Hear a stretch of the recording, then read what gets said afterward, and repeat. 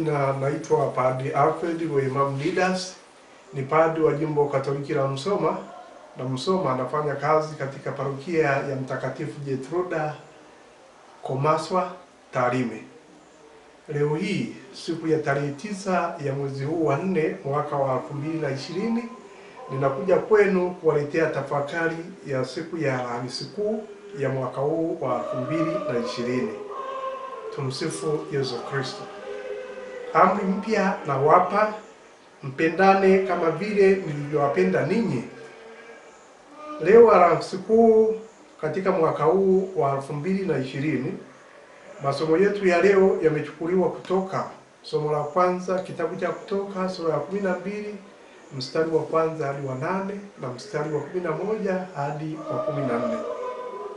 Somo la pili kutoka waraka wa kwanza wa Mtume Paulo kwa Wakorinto sura ya 11 mstari wa 23 hadi wa 26.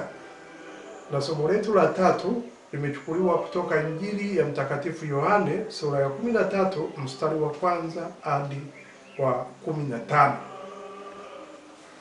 Wazo kuu au dhamira itakayotuongoza katika tafakari yetu ya leo ni hii: Ekaristi takatifu ni alama ya upendo. Tumsifu Yesu Kristo. Wapendwa katika Kristo, leo tunaanza kuadhimisha siku tatu muhimu katika Pasaka, yaani maadhimisho matatu makuu ya imani yetu Katoliki. Leo tunaanza na zawadi ya Bwana wetu Yesu Kristo ya Ekaristi takatifu, zawadi tuliyopewa kwa ukuhani aliyousimika. Kesho Ijumaa tunaingia katika fumbo la msalaba, na Jumamosi jioni tutaingia katika utukufu wa ufufuko wake. Tumsifu Yesu Kristo. Leo Alhamisi Kuu jioni tunaadhimisha siku ambayo Bwana wetu Yesu Kristo aliweka sakramenti ya Ekaristi takatifu kwa kusema, fanyeni hivi kwa kunikumbuka mimi.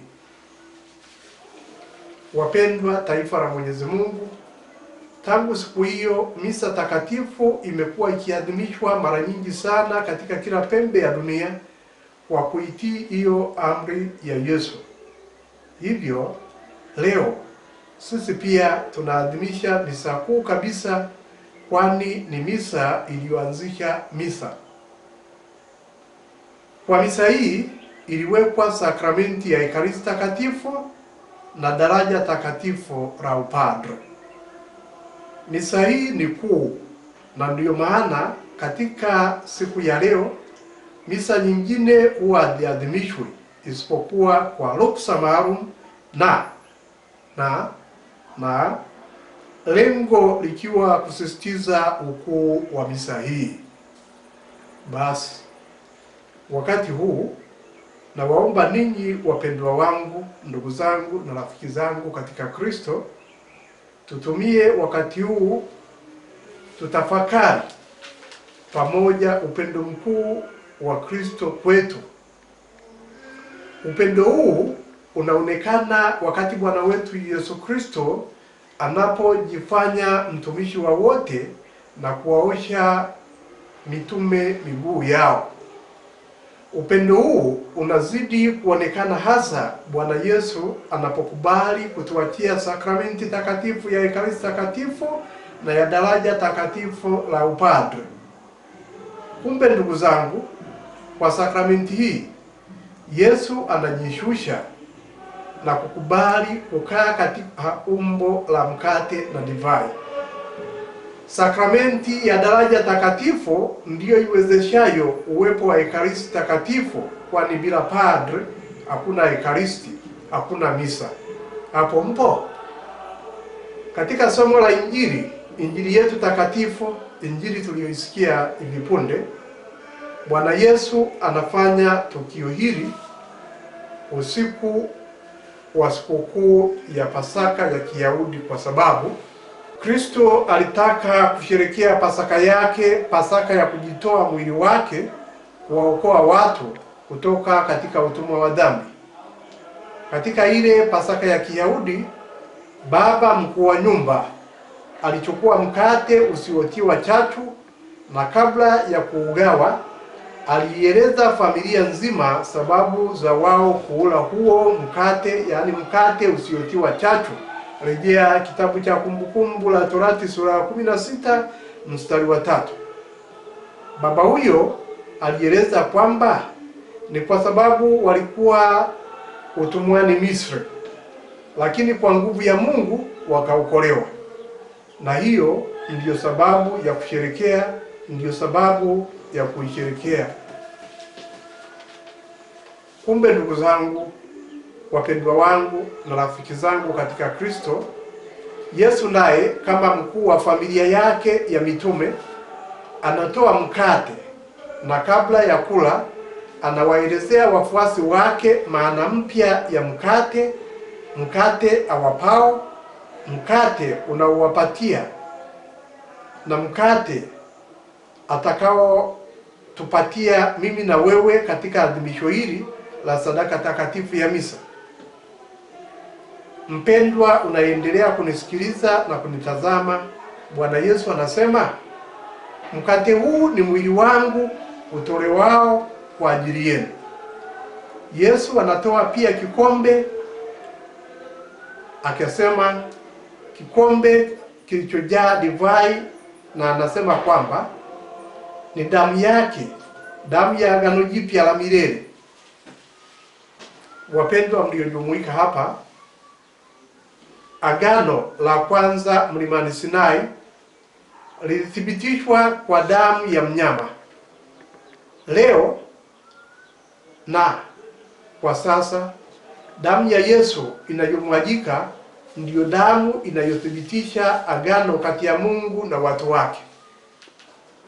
Kikombe alichowapatia kilibeba damu yake, yaani damu ambayo kesho yake ingemwagika msalabani.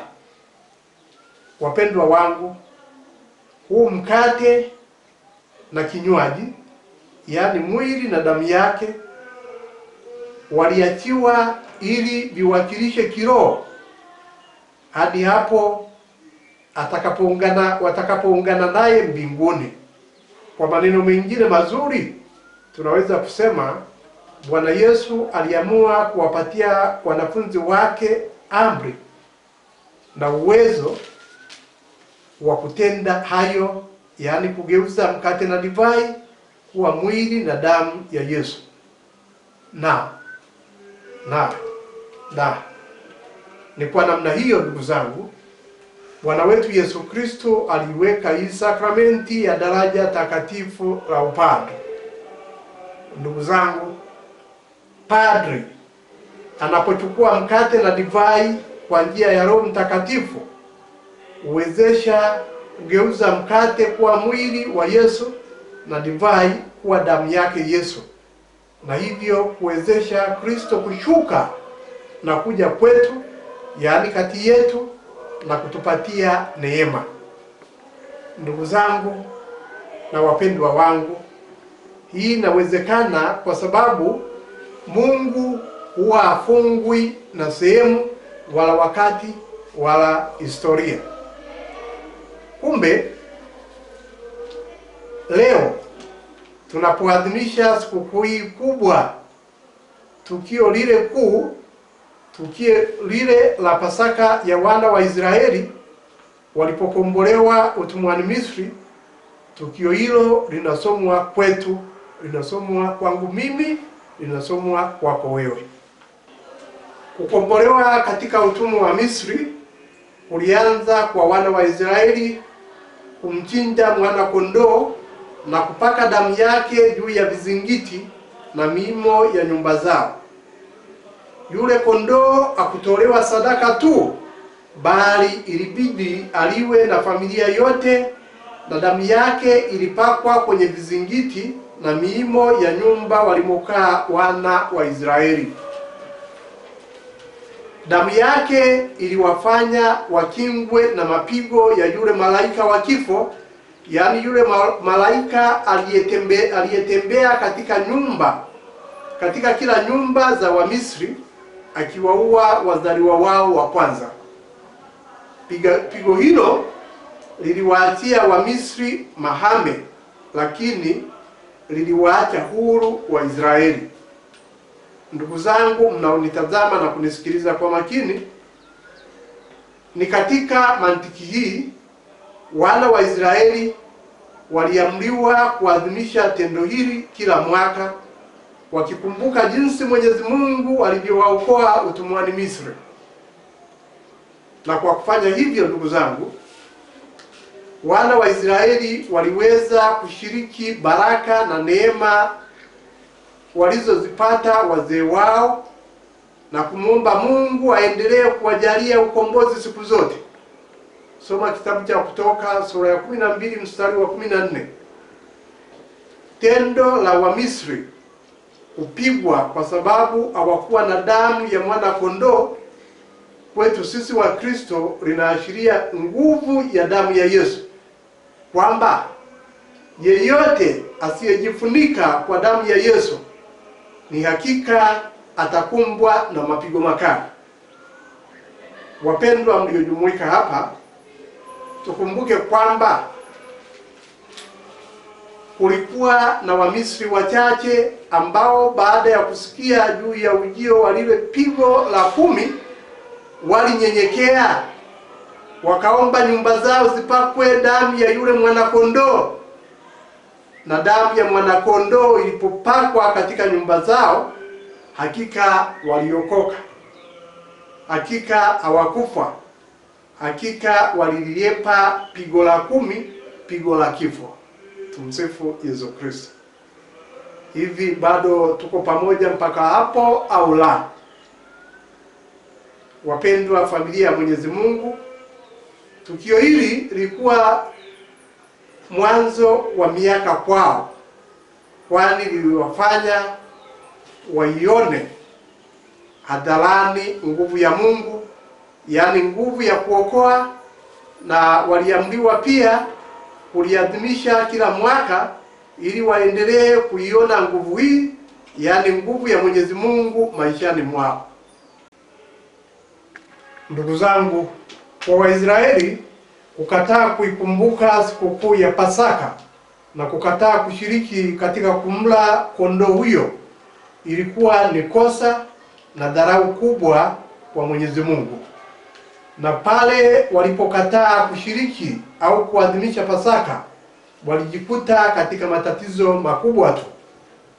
Na hilo, ndugu zangu na wapendwa wangu, linadhihirika wazi katika maandiko matakatifu, hasa pale katika kitabu cha 2 cha Wafalme sura ya 23 mstari wa 21 hadi wa 23. Tumsifu Yesu Kristo. Kama ilivyokuwa kwa Wayahudi kwamba ni lazima washiriki katika kumla kondoo wa Pasaka ili wapate ukombozi, vivyo hivyo ndivyo anavyotuambia Bwana wetu Yesu Kristo. Kwa maneno mengine ni kwamba Bwana Yesu ananiambia mimi na anakuambia wewe na anatuambia sisi sote kwamba ni lazima tuule mwili wake ili tuupate uzima. Rejea Injili ya Mtakatifu Yohane sura ya 6 mstari wa 51. Vile vile Bwana Yesu anaamuru kwamba tukio hili likumbukwe na kuadhimishwa ili tuendelee kuzipata baraka zake na kuzishiriki zile neema, yaani neema zitolewazo na Yesu hapo mwanzo, na kumwomba aendelee kuzithibitisha kwetu na kati yetu hadi siku ya mwisho. Hivyo ndugu zangu na wapendwa wangu mliojumuika hapa, ninyi mnaoendelea kunitazama na kunisikiliza, kama lilivyokuwa kosa kubwa kwa Myahudi kukataa kushiriki Pasaka, ndivyo ilivyo kwa Mkristo, yaani kwako wewe na kwangu mimi Padre Alfred, kukataa kushiriki Ekaristi Takatifu, hasa katika sikukuu hii kubwa ya leo ya Alhamisi Kuu, tunapoadhimisha kuwekwa kwa sakramenti ya Ekaristi Takatifu na daraja takatifu la upadre. Katika ukweli halisi, tukipokea vizuri Ekaristi Takatifu, huwa inatubadilisha sisi taratibu na kutufanya tuwe kama Kristo mwenyewe alivyo. Ndugu zangu, tukipokea Ekaristi Takatifu tunavutwa kwenye maisha ya kimungu, yaani maisha ya Utatu Mtakatifu. Kumbe leo katika adhimisho hili la Alhamisi Kuu, mimi na waasa sote tuipende na kuishiriki vema sakramenti ya Ekaristi Takatifu. Na kuhusiana na wosia wangu huo, Mtakatifu Agostino aliandika na kufundisha hivi: kama tukiipokea Ekaristi Takatifu vema, basi tunageuka na kuwa kile tunachokipokea, yaani Yesu, na huyu Yesu hakika hatuachi.